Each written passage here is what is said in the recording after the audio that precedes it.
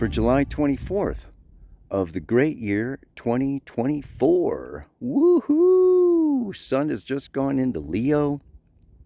Moon is in Pisces. Nice time for a little morning kayak journey. I think I'm going to try to take you on a little kayak trip with me this morning on Snowflower Lake out here in California. And yeah, she stays in Pisces until moving into Aries tomorrow, Thursday. Yeah, she moves on. From Pisces today, she conjuncts Saturn today, and then we have this kind of moon. What do you call it? A sandwich. She's in between Saturn and Neptune today, and then after hitting Neptune tomorrow, she'll go into Aries and stay in Aries through Thursday, Friday, into Saturday, and she'll go into Taurus on Saturday. And finally, then, by the time you get this next Paleo report on Monday, she moves into Gemini. Yeah? So that is our movements of La Luna. La Luna. What I'd like to talk to you about today, though, is really Mercury in particular, because Mercury is in conjunct Neptune tomorrow, right? Neptune's at that last degree, the anaretic degree, okay, of Pisces, and Mercury does an in conjunct 150 degree aspect, not super smooth, easy, aspect, and then goes into Virgo. And is going to start slowing down because then it goes into its storm on Friday, and that's where it slows down to less than 40 minutes a day movement in preparation to go retrograde. I mean, it's not coming up for a little while yet, okay? But I'll be talking about that when it does. In the meantime, Chiron. I want to talk to you about Chiron. Chiron is stationing to go retrograde in beautiful Aries. And it has been at this same degree since June 21st to August 31st. We have, Chiron sitting at the 24th degree of Aries for a long time. Yeah, I mean, that is 2 months and 10 days. So that's a long time for Chiron to just be sitting still. Still waters run deep. Chiron is going deep. We have some deep healing that is really possible during this time period. What else is happening? Venus on Friday is exactly in conjunct Saturn from Leo over there to Pisces, okay? And then by next Tuesday, she's going to come into a trine with Chiron. Yeah, so super beautiful. A lot of energy happening, like I say, around this healing. But I really also want to address just Leo. Sun's gone into Leo. It's going to be there for a month. Venus is in Leo.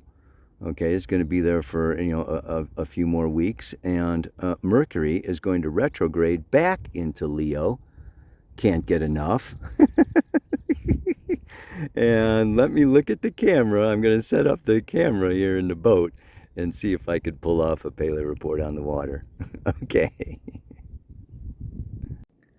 All right, I'm just going to start this and try to pull it off. Oh, man. It's very interesting. I'm going to be talking about creation. Creation.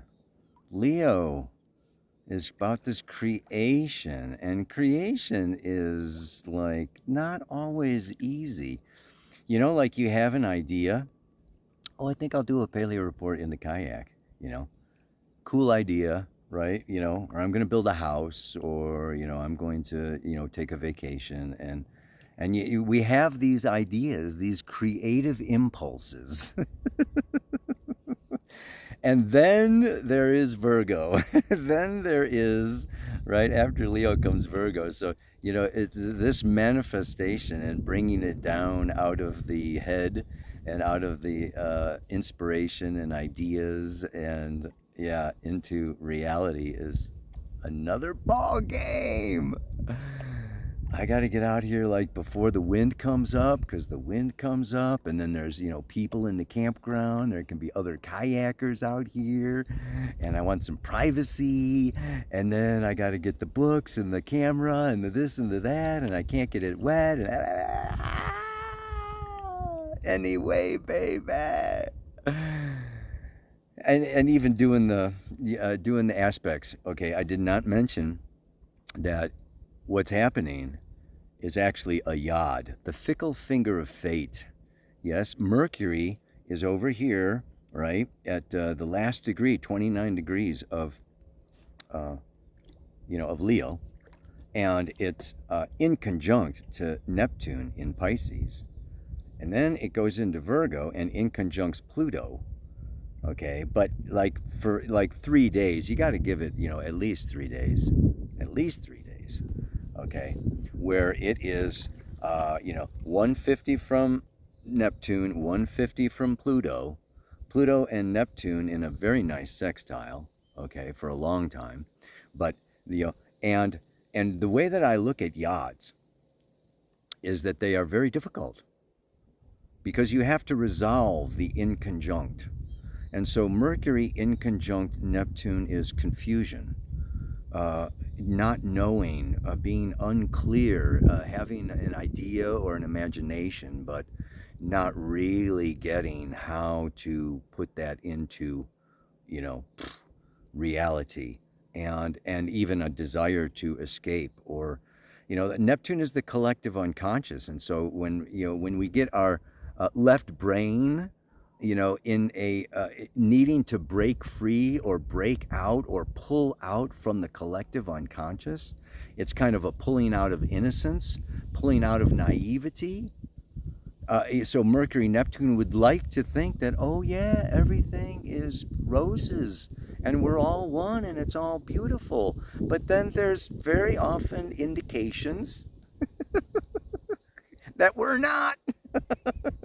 There is ego separation that we have to bridge. Bridge is the other, so it's creation and bridge. We have to create bridges is basically, a lot of what today is about, But I'm getting ahead of myself.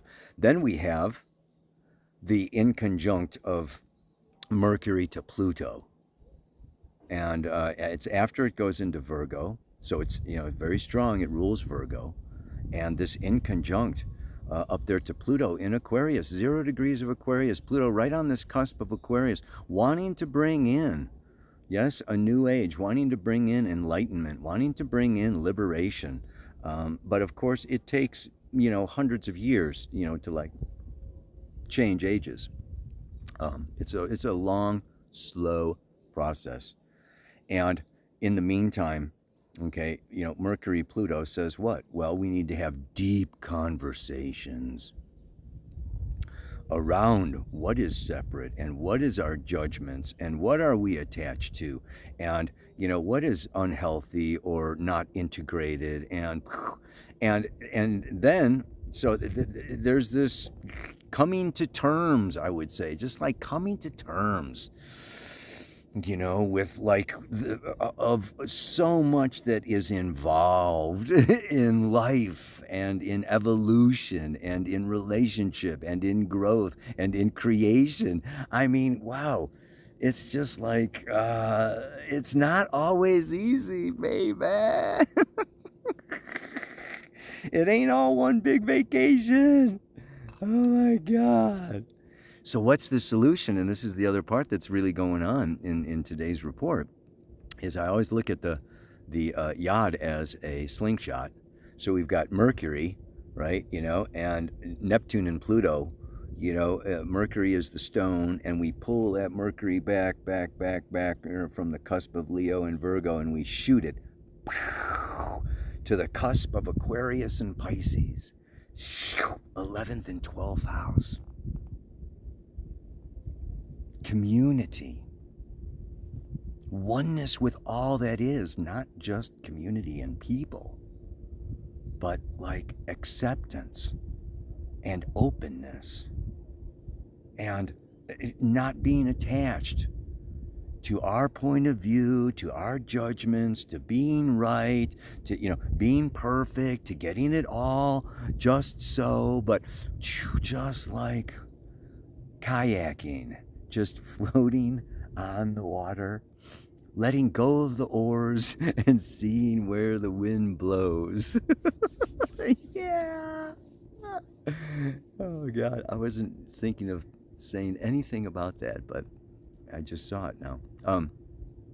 What I really wanted to discuss with you today, I mean, I've been out here kayaking. I was out here Saturday, and obviously contemplating life, magic, fire, earth, air, and water, the elements of this creation, and particularly thinking about evolution. Evolution. Boys and girls, moms and dads, ladies and gentlemen, everything else in between. What does evolution require? What does it involve? What is it not? Yeah, these are some things that I've been considering, particularly in regards to Mercury. Knowledge, artificial intelligence, technology, like all the things, job training, computer science, whatever. I mean, does evolution require knowledge and knowing? And I was talking to my Buddhist friend on Sunday, and she's exploring Buddhism, which is like, it's a huge body of knowledge. And then we have all this wisdom. Astrology is this wisdom.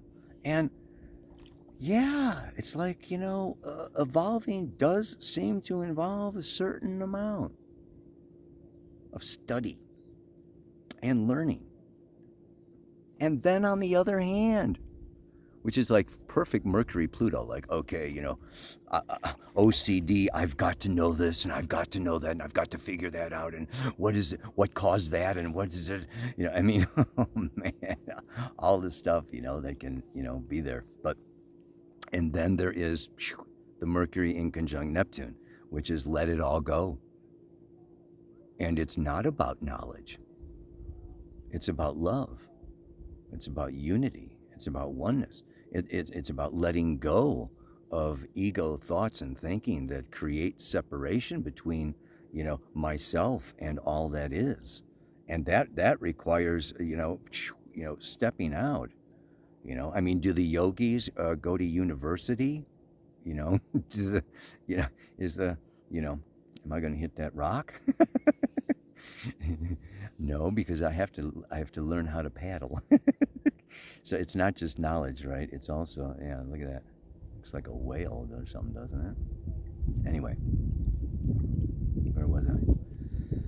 Yeah, I'm just rattling away here. I don't feel like concentrating too much today. Oh yeah, I am going right into the whoop. Life will wake you up if you start to just get too sidetracked, man. All right, so I thought, and then and I'm out here on the lake, and I am contemplating, that what all is one, and we are each Leonian rays of light, beams of light from the central sun, the source of all light. So we are individuals, but we come from the same source, and we are, and we're co-creating, okay, this experience on this planet, right? And it came to me that we are all cells in the body of God, Goddess, Great Spirit. Let's say Great Spirit. We Great Spirit is a great body. The metaverse is a great body, and each one of us is a cell. And maybe we change from a blood cell to a brain cell to a bone cell to a liver cell to from lifetime to lifetime to lifetime to lifetime. And that in a particular lifetime, if I'm a brain cell, I need to know. And I incarnated to use that brain and come up and invent things and be original and whatever, get into all the techie stuff. And maybe then next life I'm a bone cell. And I'm just going to sit like that rock in the water and let it all flow by. Yeah. And maybe the next life I'm a heart cell. And I'm pumping that blood, right? All through, the system, uniting it all. Maybe I'm a nerve cell. I think I feel a little bit like a nerve cell.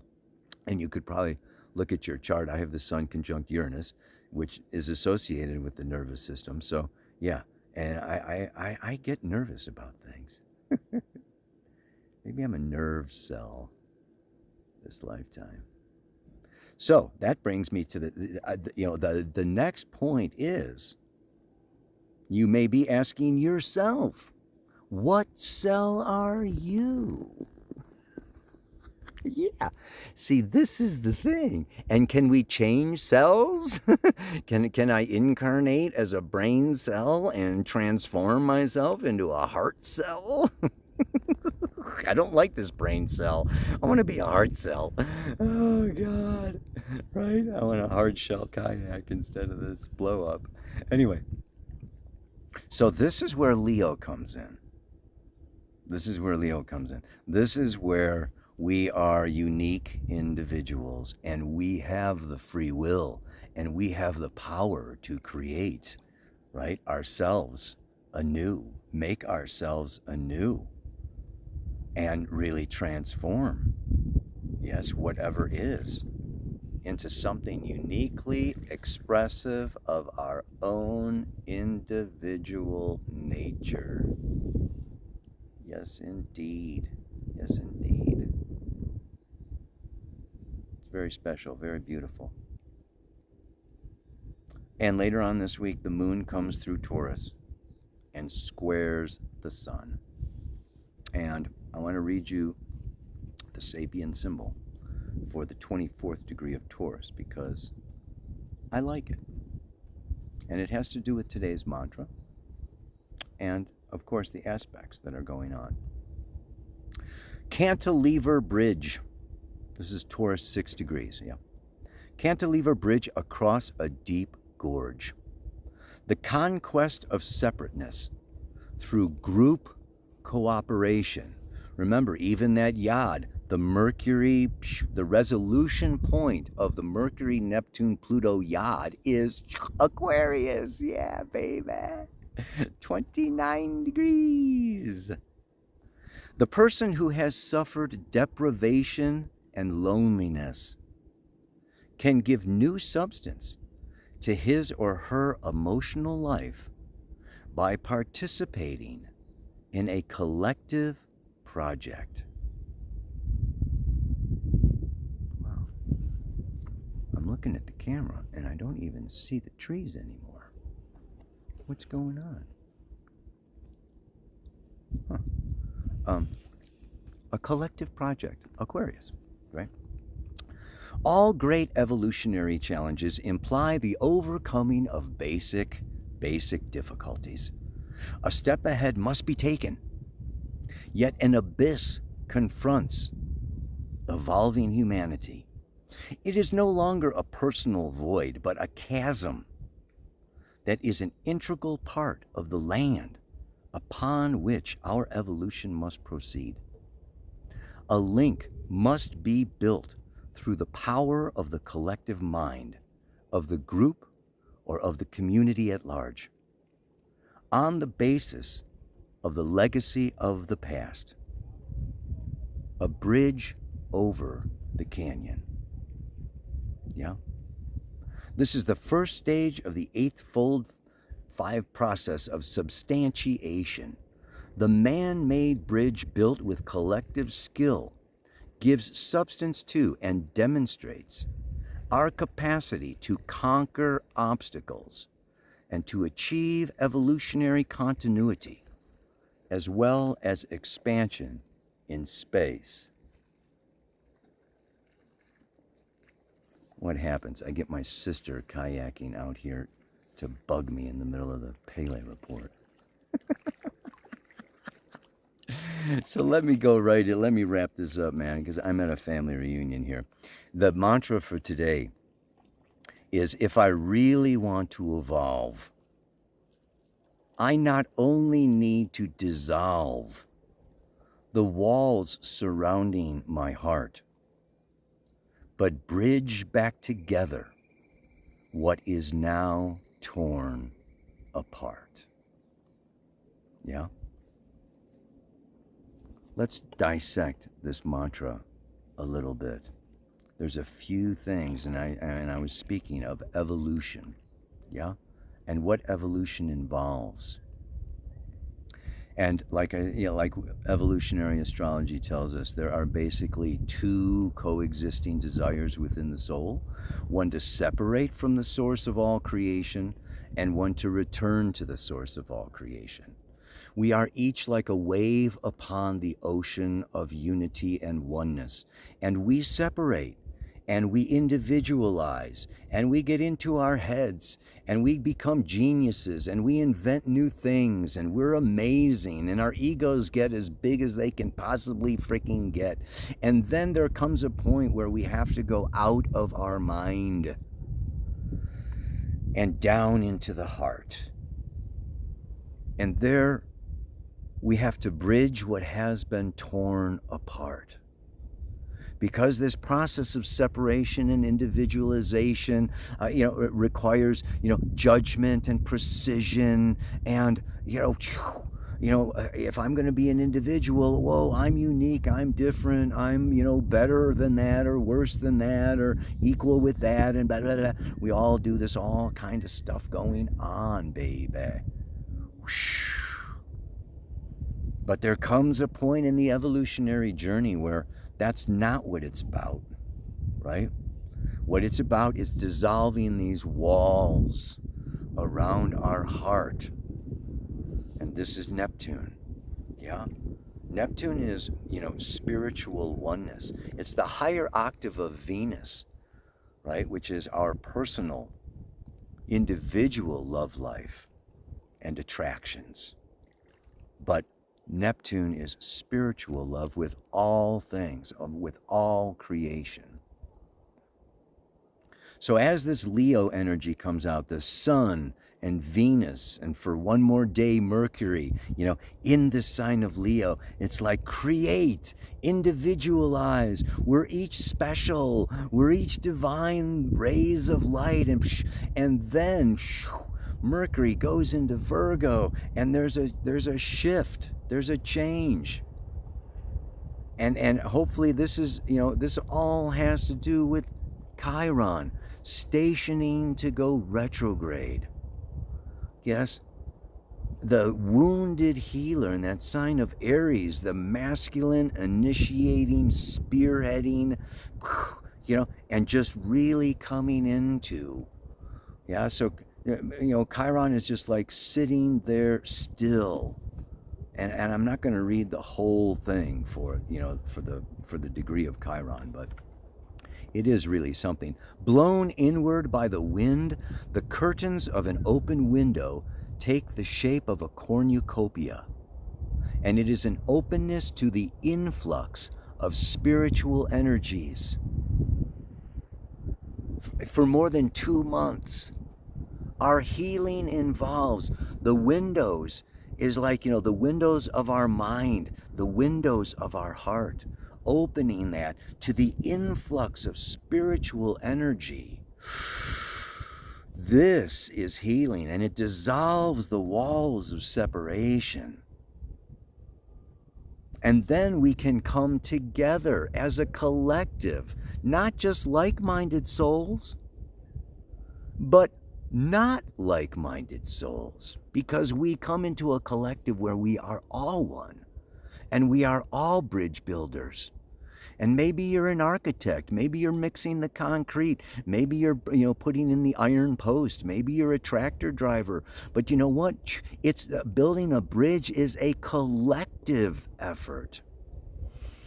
So there's only so much that we can do alone. This moon in Taurus squaring Leo, Taurus and Leo are these individuals, but ultimately we build up ourselves to give ourselves away. Yeah. We build up a stash just to spend it and spread it around. Yeah. We just direct. Money's just energy, right? So, it's like you just, put things in different places. Look at this. This is drop dead gorgeous. I mean, I wanted to just go in the one direction so that my sun was in my face was in the sun, but you got to see the rest of the lake here. So I'm going to just, I think I've said it all. Let me just repeat. Yeah, let me repeat that mantra one more time. Yeah. If I really want to evolve, if I really want to evolve, I not only need to dissolve the walls surrounding my heart, but so it's not just like letting people in, right? Dissolving the walls around my heart and accepting and receiving,